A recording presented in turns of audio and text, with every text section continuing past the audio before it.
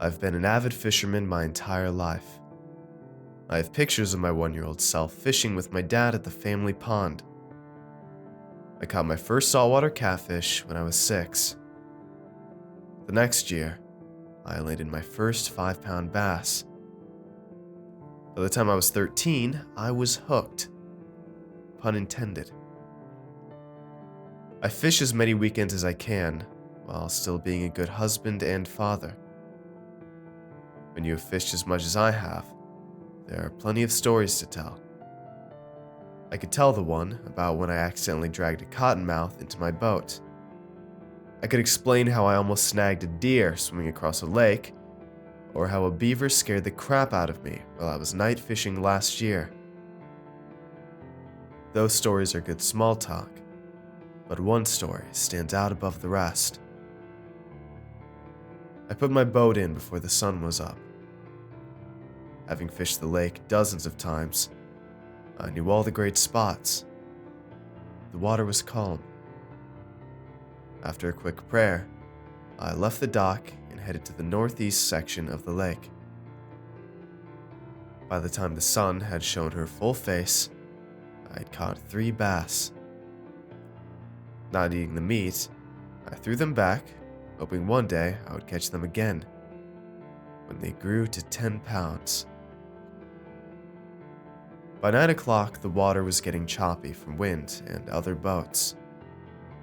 I moved into a cove to hide against the turbulent water.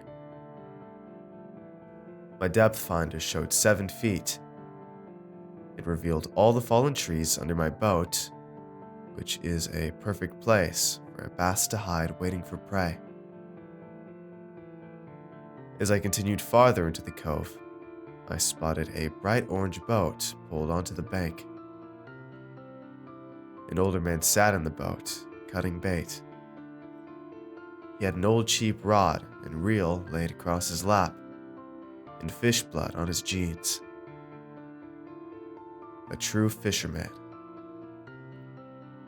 I was pulling my spinnerbait through the water when I noticed the man waving his arms. I pulled over to the bank, and he said his battery died, and eagerly asked if he could fish with me. I felt empathetic when I saw his brow was covered in sweat from all the work of cutting his bait, so I agreed, and a smile skimmed across his face. He brought in a covered bucket of bait, a rod and reel, and a tackle box for settling in on the bow of my boat. After we had a few laughs, we set off down the lake to another cove I enjoyed fishing. Over the next 3 hours, we caught almost 20 fish. I got to know my new friend well. His name was Russell, and he was 58 years old. Not only did he enjoy fishing, he did it to get away from his wife of 40 years, who, in his words, never stopped gripping. Russell joked about how terrible his wife was, but I could sense the love behind the insults. You don't stay with someone that long if you're not in love. I admired him for celebrating his 40th anniversary the previous week, even though the passion had diminished. His humor made Russell instantly likable. His jokes were plentiful, and he always had a funny comment for everything I said. Thick wrinkles around his cheeks were proof of a lifetime of smiles. As the time drifted into the afternoon, Russell and I continued catching fish. My spinnerbait let me down, so Russell was kind enough to lend me some of his bait. I knew he was a smart man when he wouldn't tell me his secret recipe.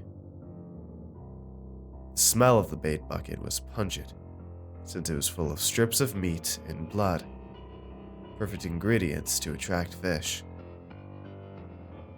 The bait fit on the hooks easily, but was tougher than any cut bait I had used. With all the fish we were catching, I tried pestering him with the secret, but was only answered with laughs. The texture felt familiar, so my guess was pork. Who would have thought fish loved pork so much?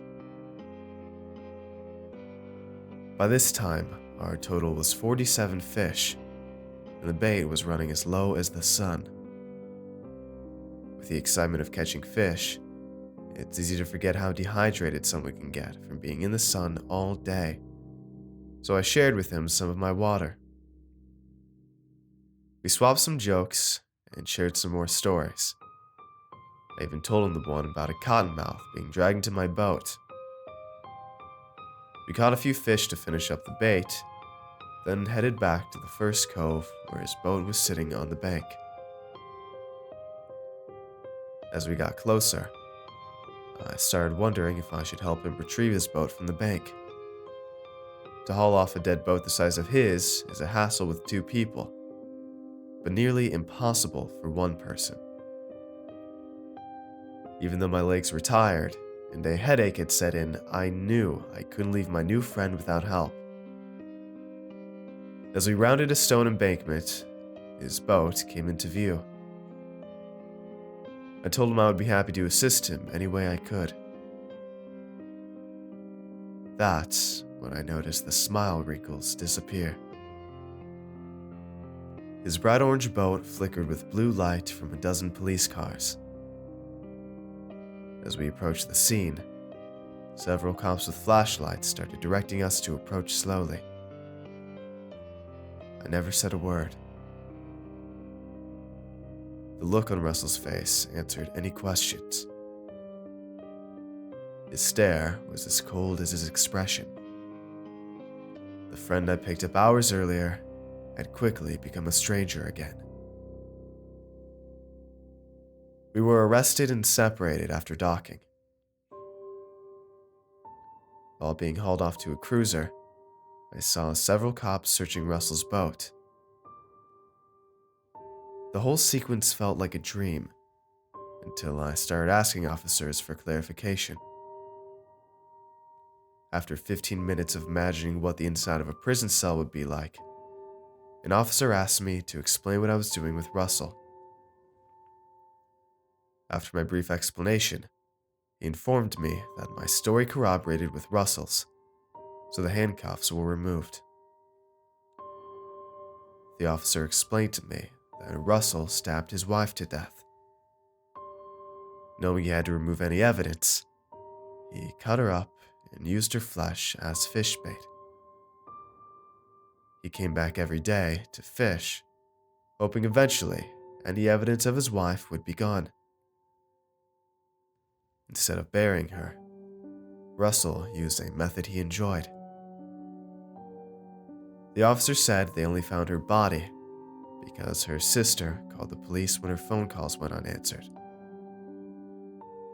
When they searched the home, Russell had already fished away half her body. After being told I could give my testimony the next day at the police station, I was allowed to leave.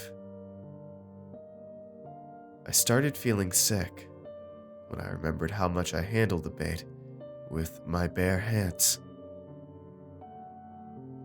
My stomach dropped to my knees when I saw Russell in the cruiser's back seat, laughing hysterically.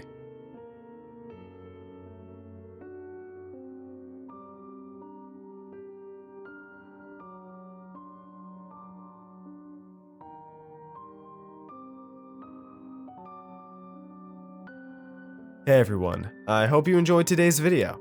If you want to see more, let me know in the comments below, and tell me what you thought of this narration. Make sure to follow me on Twitter for updates, and if you'd like to get early videos, shoutouts, and much more, I'd appreciate it if you check out my Patreon page. It's a place where you can help support my channel while getting awesome rewards in the process, and every pledge helps out a ton, no matter the size. So if you'd like to see all the rewards I offer and consider becoming a patron, it'd mean a ton to me if you'd click the link in the description and just check it out. And don't forget to show some love to the amazingly talented authors who make these narrations possible. Have a good night, everybody. Cheers.